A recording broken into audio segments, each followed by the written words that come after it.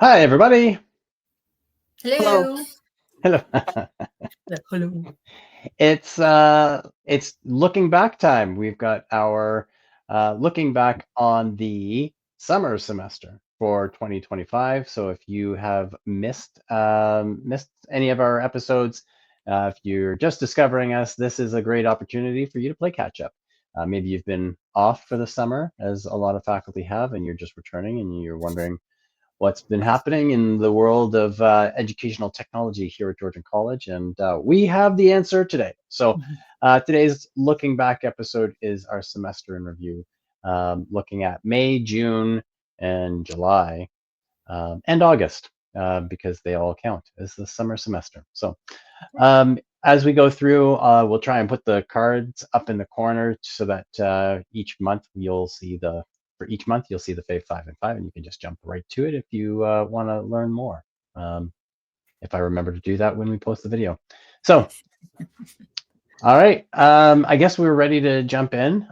We will start by looking at May 2025. This was the 3900.116 release. Yeah, so we'll go through the top 5, counting down, and then we'll spend a little bit of time just talking about number 1. So May 2025, number 5 pick was gradebook accessibility enhancements, making it easier for faculty and students to navigate through. Number 4 was the view submission one time test results setting, so allowing students to look at their results and then no longer have access. Qualitative rubrics with no points options were added that month, as well as text-based columns in gradebook, and that one was a big one, very well received, both at Georgian and across other institutions. But our number 1 pick for the May release was the AI design assistant auto-generating AI conversations. So back in, well, the previous semester, in the winter semester, I believe it was, I think yes, or so. maybe it was the fall semester. It was a fall. Um, yeah, it was the fall, because then we had our big event in like Yes. just just going into, we were planning the big event in the winter semester, or in the fall semester, had it in the winter semester, with the AI conversations tool with the role plays. So this release allowed you to auto-generate based on content in your course. You could set the AI conversation style, the persona, and the reflection question as inspiration, and then you could edit that further. So that was a cool one. Mhm. Mhm. And that was May. Mhm. In June, sorry, did you want to say something? I was just Nope. gonna say it's still I think word is still getting out about that tool. Like I Mhm. know around Georgian, when we do new faculty training or we go to other events, like other kinds of training, faculty are often really curious and excited about that one. So it's a Mhm. good choice for number one because I think it's I don't know, a really Mhm. interactive way to use a tool like that with your students inside the course, right? And to Mhm. get like a cool perspective on their understanding of concepts and things. So yeah, Yeah, for good sure. choice. Yeah. And also I'll say those who have discovered it have come up with some really creative ways to use it. Probably some ways that Anthology didn't anticipate. So really cool. Moving forward to June 2025, this is 118, enhanced student engagement with discussion activity. The release also brought the ability to navigate the gradable items tab in the gradebook using keyboard navigation. Also made it easier for screen readers. Performing bulk category changes in item management. I know as administrators, as infrequently as maybe it would get used, when it is used, it was a really good one, Mhm. right? And then number 2 was the addition of jumbled sentence questions in our tests. It's a new question format available in Ultra, and that one set the stage for our number 1 pick, and that was creating an AI generating the jumbled sentence questions. So being able to create them, but also use the AI generating tool to create them. Obviously, with anything AI generated, we want to make sure that we're reviewing it and checking for accuracy and making sure that it is measuring and assessing and supporting what we actually want to achieve as educators. But it was a cool one. I know I think faculty who taught in original were kind of missing that as a question format, but it works quite well. And I believe it feels a lot like creating matching questions in that sort of setup. So yeah. Mhm. And I think with the AI is great for people who have never used jumbled sentences before to kind of demo it and get your creativity going of how you might. I Mhm. mean, you could obviously use what it generates, but just to get a sense of like, oh, wait, I like that it did this, but I didn't like how it did that, and make it your own. But a jumbled sentence isn't something that a lot of new instructors know about, right? That haven't really, if Mhm. they didn't use it in original. So yeah, it's a good welcome back question type Yeah. with the AI.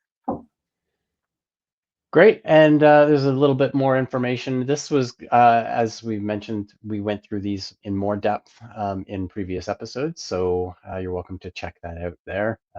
Yeah. So that was June. Then moving into July, we're getting closer to the end of the semester. That brought the enhanced pop-out rubrics. So there were some changes made to the pop-out rubrics, which, if you haven't already seen, the pop-out rubrics, I think, are really fantastic. A little bit tricky to get to. You do have to make sure that you go in and you see the old style rubric, and then you have to use the other button.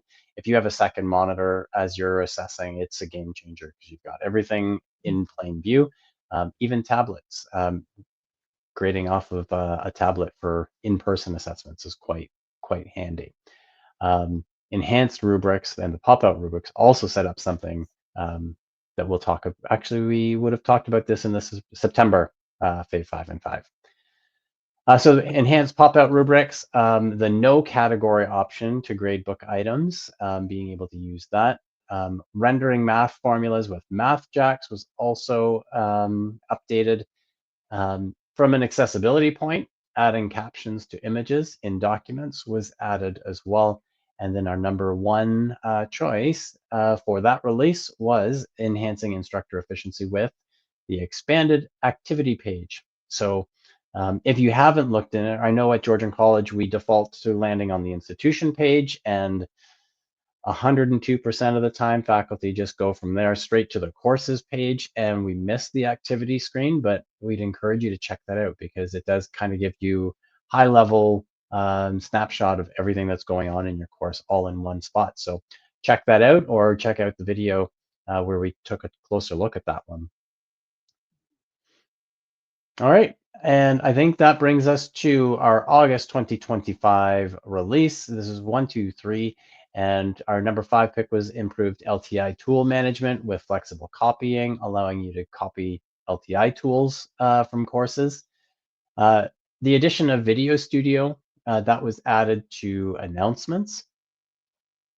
Increased accessibility in the student gradebook in the student overview tab. I mentioned in a previous one here, we're just talking about that the grade, overall grade, I think was the one that was updated. And now you can see that this accessibility is being expanded into other areas as well. This was probably my favorite, to be honest, or very close with number one, was the addition of table of contents to learning Yeah. modules for student navigation. It was really hard to pick between number 2 and number 1, but you do need, as an instructor, heads up, you need to go into student preview to see what we're talking about. Students just see it automatically, but it's a student navigation piece. So that was a close contest with our number 1 pick for August, and that was the enhanced documents with block styling options, which unfortunately got delayed to September. September 5th, I think, was the scheduled release date. But there's a lot of awesome design process changes. So you can pre-formatted question blocks, tip blocks, key points, next steps, and highlights, which just kind of create this consistent styling between your course and others as well. It's good. So Yeah, yeah. it mentions the icons. The icons are cute. Like they're Mhm. Hmm. they're landmarks, right? So Hmm. I think like which one has a light bulb? Maybe the key I think that's points or tip, maybe. yeah, but I think it's a tip. imagine something like that and Hmm. especially if it's used consistently across different courses, the students will kind of come to know what Hmm. they each represent and know like just increase their confidence navigating courses, I think, and getting to where they Hmm. need to go quickly instead of feeling like they're just scrolling forever. So we're Mhm. Hmm. really excited about that one. And yeah, I think it's going to Hmm. change the look of documents big time in a good Yeah, way. for sure. Yeah, awesome. So those are our top 5 for August, and that wraps up our looking back semester in review for the summer 2025 semester. Um, Hope this has been helpful. As we said, those information cards should be in the video along the way. If you enjoyed this, give us a like, tell us what you thought, share it with your colleagues, especially if you know somebody who's just coming back from, say, a summer where they were not. Share it with them and subscribe. Awesome. Yeah, Oh, I gotta do drop-ins. Sorry. yours. It's Yeah, a reminder too that we're still doing drop-in support sessions at Georgian for our faculty and staff. So that's on Tuesdays and Fridays at 10:30 for about an hour. And to access that link, all you need to go do is go into your Blackboard calendar and you'll see the links there. It's the same link, but it's posted there for you for Tuesdays and Fridays. yeah. That's Good. it from us, folks. Thanks for tuning in. I hope this has been helpful and enjoyable. Till next time, we'll see you on campus. Mhm.